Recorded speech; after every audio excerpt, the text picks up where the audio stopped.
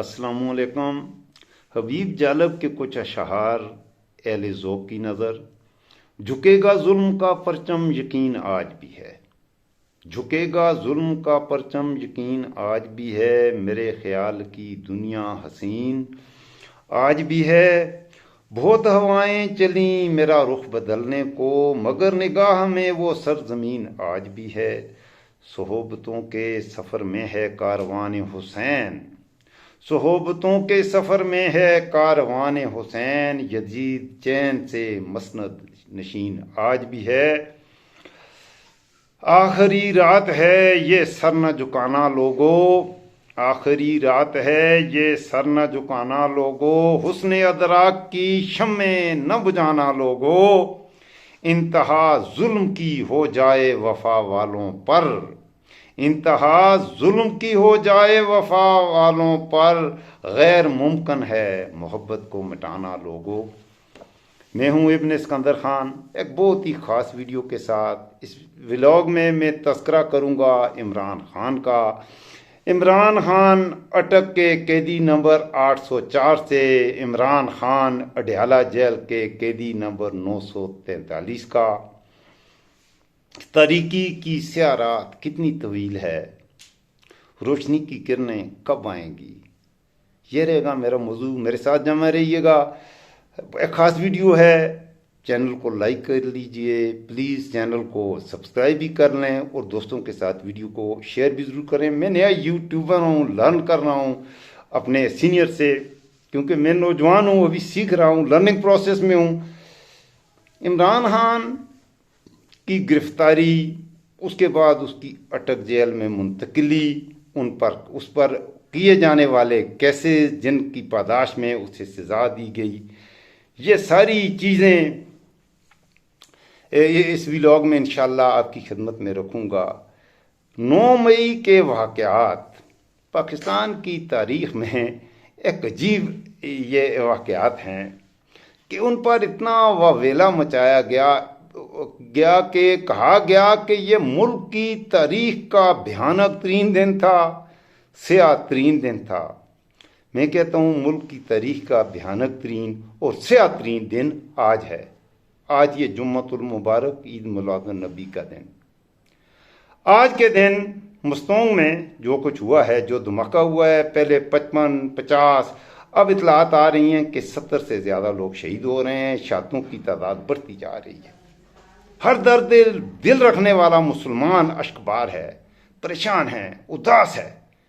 और मुल्क का वज़ीर आज़म जो कि उसी सूबे से ताल्लुक़ रखता है, बलोचिस्तान से ताल्लुक़ रखता है, लंदन में गुलछड़े उड़ा रहा है।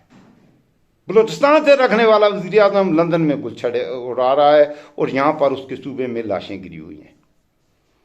मुल्क का आर्मी चीफ हाफिज मुनीर खामोश है। एक वक़्वा हंगू में एक और धमाका, हंगू में एक और धमाका हुआ और हंगू के धमाके में 12 अफराद की शहादत की खबर है। आज ही के दिन, जुम्मतुल मुबारक के मुबारक दिन, इबादत करने वाले दिन और मीलादुन नबी वाले दिन, नबी सल्लल्लाहु अलैहि वसल्लम की यौम पैदाश के मौके पर, वो दिन जिस दिन के मुसलमान हयाए ऐद करते हैं, उस दिन हंगू में एक और धमाका हुआ, 12 अफराद शहीद हुए। खामोशी, ना अदल के ईवानों में लड़थड़ाहट आई, ना हमारे सियासतदानों की इज्जत जागी। खामोशी। आगे चलें।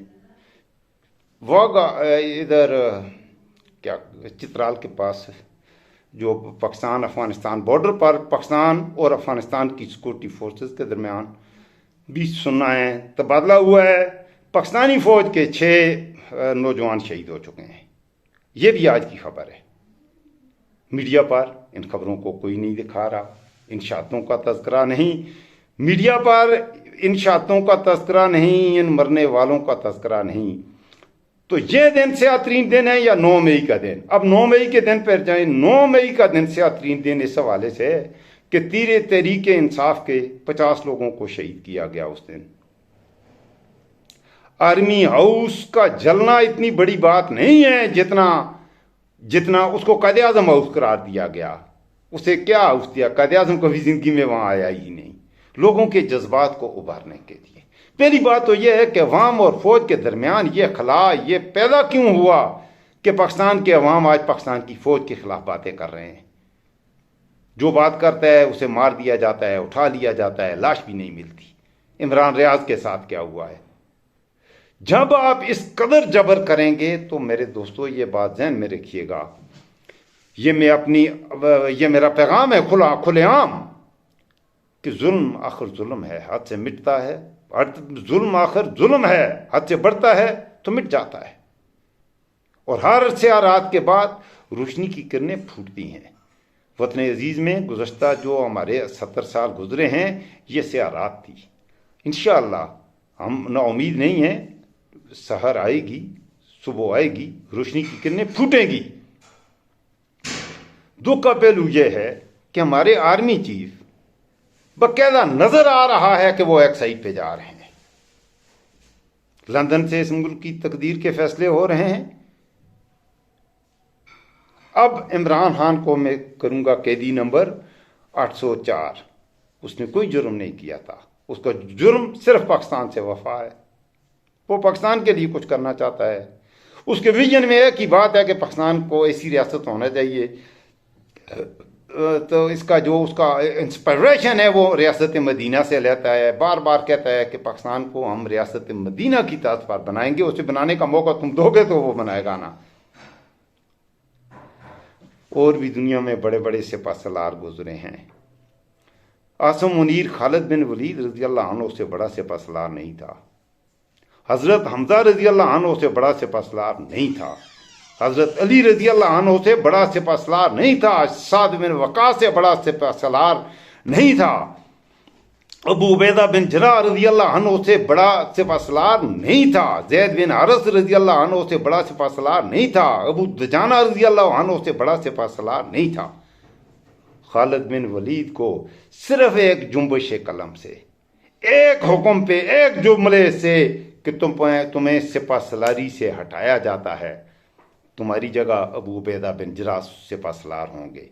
رات کو خلیفہ کا حکم پہنچتا ہے، صبح خالد بن ولید ایک سپاہی کی حیثیت سے لڑتا ہے اور سپہ سالار ابو عبیدہ بن جراح ہے۔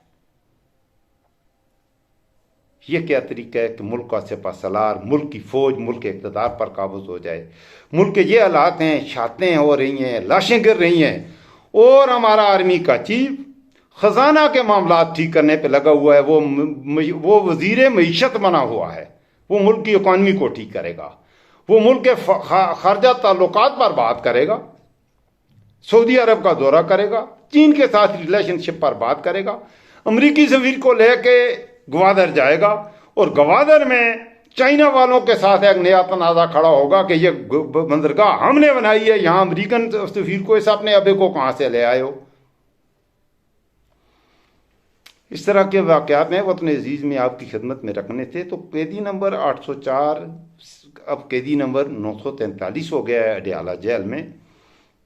لوگ اس سے محبت کرتے ہیں۔ گیلپ کے تازہ سروے کے مطابق عمران خان پاپولرٹی میں سب سے آگے ہے۔ یہ سارے مل بھی جائیں تو بھی اس کے قریب بھی نہیں پہنچتے پاپولرٹی میں۔ اب اسے الیکشن سے باہر رکھ کے ملک کو مزید ایک بحران میں دھکیلنے کے مترادف ہوگا۔ آپ جتنا ظلم کرے گا، آپ جس قدر ظلم کریں گے، رد عمل اتنا ہی شدید آئے گا۔ کل ہنگو میں جو ہوا، جو کرک میں وہاں پر جلسہ، ایک عام سی میٹنگ تھی پی ٹی آئی کی، اس میں توقع ہی نہیں کر رہے تھے، پی ٹی آئی کی انتظامیہ بھی یہ توقع نہیں کر رہی تھی کہ عام سی ایک میٹنگ پر لوگوں کا اتنا بڑا مجمع نکلے گا اور سڑکوں پہ آئے گا۔ سڑکوں پہ لوگ آئے، نعرے لگائے۔ سن لیجئے کس طرح کے نعرے لگے۔ گلگت بلتستان میں آپ فراڈ کر رہے ہیں، نعرے لگ رہے ہیں۔ سنیں گلگت بلتستان میں کیا نعرے لگ رہے ہیں، اپنی آنکھیں کھولیں، یہ نہ ہو کہ بہت دیر ہو جائے۔ اپنا خیال رکھیے گا، مجھے دعاؤں میں یاد رکھیے گا۔ پلیز ویڈیو کو دوستوں کے ساتھ شیئر کریں، چینل کو سبسکرائب کریں۔ انشاءاللہ ملتے ہیں ایک بریک کے بعد ایک نئی ویڈیو کے ساتھ۔ اپنا خیال رکھیے گا۔ اللہ تعالیٰ آپ کا محافظ و نگہباں ہو۔ اللہ تعالیٰ پاکستان کا حافظ و نگہباں ہو۔ فی امان اللہ۔